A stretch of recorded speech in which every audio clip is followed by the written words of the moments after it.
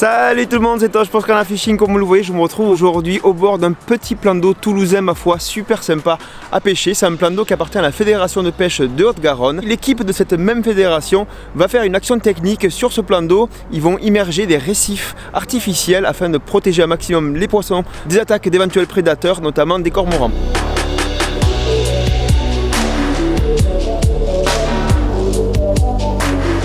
Alors ici nous sommes au petit lac de la Martine, donc tout près du siège de la Fédération de pêche de Haute-Garonne.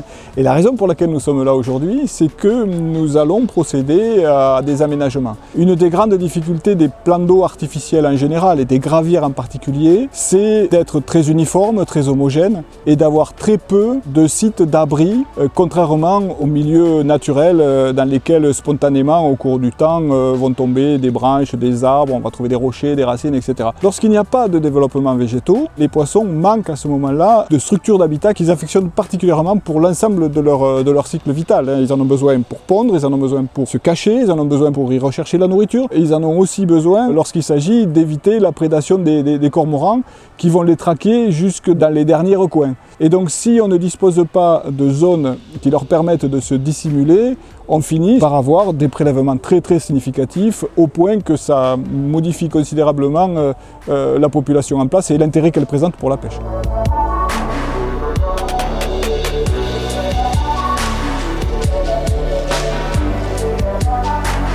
Alors on a trois types d'aménagements aujourd'hui. Dans un premier temps, on va positionner des casiers en grille de chantier. Ça c'est un test, on en met aujourd'hui 3 sur le lac et on pourra essayer de vérifier si les poissons s'y réfugient bien, soit par éco-sondage, soit par plongée. Dans les anses, on a déjà testé sur une zone un grillage où on entasse du bois, donc là on sait que ça marche très bien. Ça on va le répliquer sur 2 sites du lac. Et en dernier temps, on va pour la reproduction essayer de tester les frayères sous format de rouleau qu'on va positionner. Alors on va essayer de les faire flotter entre deux eaux parce qu'on a un problème sur le lac, c'est on a l'écrevisse de Louisiane et généralement elle sort au moment où les poissons commencent à pondre, donc généralement c'est un impact sur les nids et sur la ponte. Bon ben ça avance. Ça avance, hein, il faut jauger de comment va se passer la manip. Ouais. Pour pas qu'on se mette à l'eau au moment d'immerger la cage, c'est surtout ça. Donc là, objectif immersion de toute la cage là, que vous avez montée. Ouais, on va le mettre dans les zones les plus profondes, donc dans 2,50 m de profondeur environ, ouais. Pour qu'elle soit immergée même en période d'étiage quand la gravière baisse environ de 50 cm. D'accord. On voit quand même pas le grillage sortir. L'objectif c'est de la remplir avec des matériaux naturels, donc on a fait des petits fagots de branches, ouais, qu'on va ensuite lester pour les premiers, pour qu'ils aillent vraiment au fond de la cage. Dans une gravière comme ici, il y a 0 cache, donc il faut créer de la structure de la cache en plein milieu.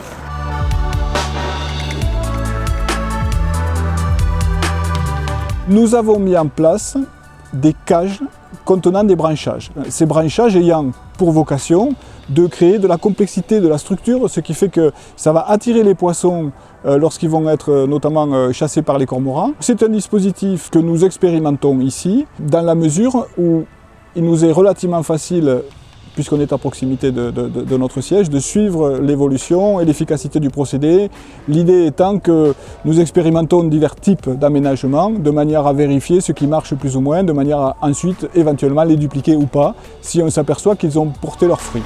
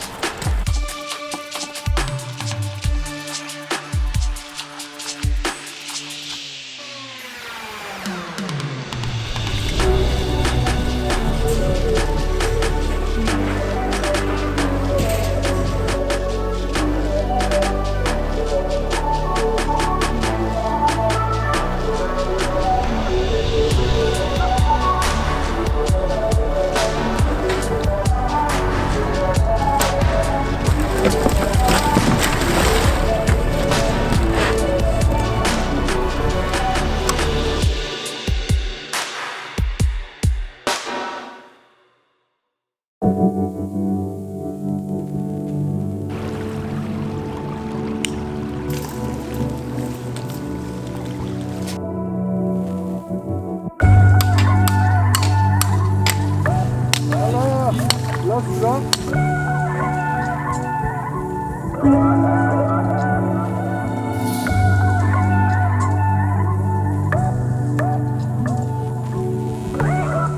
Par rapport à la possibilité pour les poissons de se dissimuler et d'échapper au moins en partie à la prédation du cormoran, il y a autre chose qui est utile, c'est de créer des zones d'habitat, de structures complexes très près des bords. Pourquoi? Parce qu'on voit toujours que dans les plans d'eau relativement nus comme les gravières, lorsque les poissons sont chassés par les cormorans, notamment lorsque les cormorans font des chasses en nombre, en fait les poissons sont poussés vers les bordures. Et systématiquement, on observe des poissons qui cherchent les moindres anses, parfois dans très peu d'eau, jusqu'à s'échouer. Donc ce comportement naturel qu'on a observé plusieurs fois, on s'est dit qu'on pouvait le mettre en profit en créant dans certaines anses dont on sait que spontanément les poissons sont finalement comprimés et chassés par les cormorans. On s'est dit que ces anses-là, si on y crée de la structure, un habitat un peu complexe et qui rend l'accès difficile aux cormorans, on permettrait aux poissons de se sauver. On l'a expérimenté au cours des hivers précédents, on a vu que ça marchait bien, donc on a décidé de passer à la vitesse supérieure en faisant ce même aménagement sur l'ensemble des anses et des angles, on va dire, du plan d'eau. Le principe est simple, on repère une anse peu profonde. Dans cette anse peu profonde, on va entasser des branchages et on va couper l'accès au large par un grillage de grosse maille, de 10 sur 10, genre grillage à mouton. Le grillage fait un obstacle à la circulation des cormorans. Les poissons qui naturellement suivent les bords quand ils sont paniqués finissent par se retrouver dans ces tas de branches et ils sont à l'abri des cormorans. On a vu que ça fonctionnait bien parce que bizarrement les cormorans sont des chasseurs de pleine eau et ils n'aiment pas du tout les zones où ils risqueraient en quelque sorte de s'échouer ou avec très peu d'eau. Et d'ailleurs, dans la nature en général, lorsqu'il y a ces chasses de cormorans, on observe simultanément que les hérons ou les aigrettes repèrent ces zones-là et vont se mettre sur les bordures pour capturer les poissons qui sont poussés jusqu'à s'échouer. Mais si nous créons dans ces zones-là des zones de branchage et de complexification de structure, on va dire, ça laissera certes de quoi se nourrir aux hérons ou aux aigrettes, mais ça permettra de sauver énormément de poissons.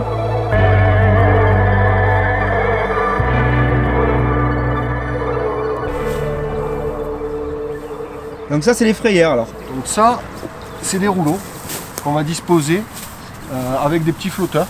Normalement, on estime qu'on doit être à 10% de la surface en eau, en zone de frayère, pour pouvoir produire suffisamment de poissons de façon naturelle.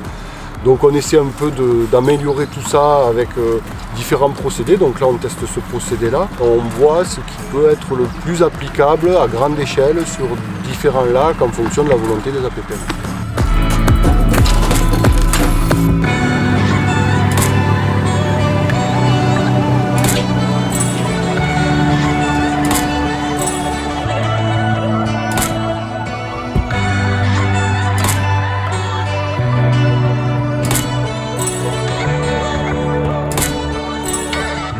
Mathieu, c'est toi qui t'occupes des futurs petits? Ouais, c'est ça. T'es un peu la nounou de l'étang là. Nous avons mis en place un petit dispositif de frayère artificielle afin de vérifier si la zone que nous avons repérée comme favorable l'est effectivement, c'est-à-dire est-ce que les poissons la colonisent et l'utilisent. Cette frayère artificielle va nous permettre de vérifier si on a des pontes dessus, puisqu'on va pouvoir, dans le courant du printemps, nous allons vérifier s'ils sont bien utilisés par les poissons et si la zone est propice.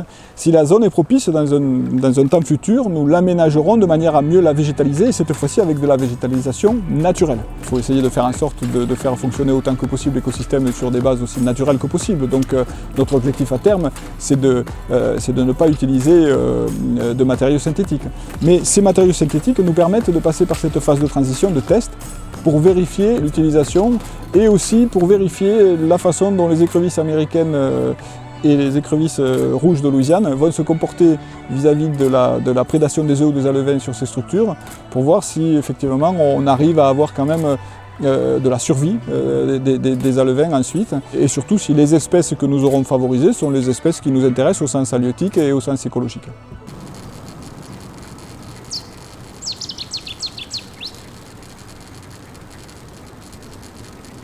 Ce bruit qu'on entend là, Olivier, Oui, bien sûr, ce crépitement que nous entendons est caractéristique des lignes à haute tension. Nous sommes autour de l'agglomération toulousaine et de nombreuses lignes alimentent la région. Celle-ci passe au-dessus du lac de la Martine et c'est la raison pour laquelle vous voyez cet alignement de flotteurs jaunes. C'est juste un rappel pour préciser évidemment aux pêcheurs qu'il faut être prudent sous les lignes électriques. Il y a un risque d'arc électrique si on approche le sion de la canne à pêche des lignes, y compris à plusieurs mètres de distance. D'ailleurs, si nous entendons ce crépitement aujourd'hui, c'est pas tout le temps.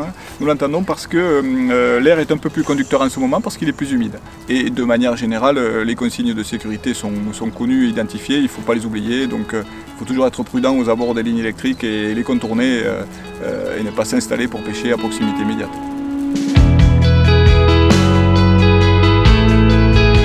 Ça y est, les poissons sont contents ou quoi? J'espère, parce qu'on a mis du cœur et je vois pas pourquoi ils voudraient pas y aller dedans.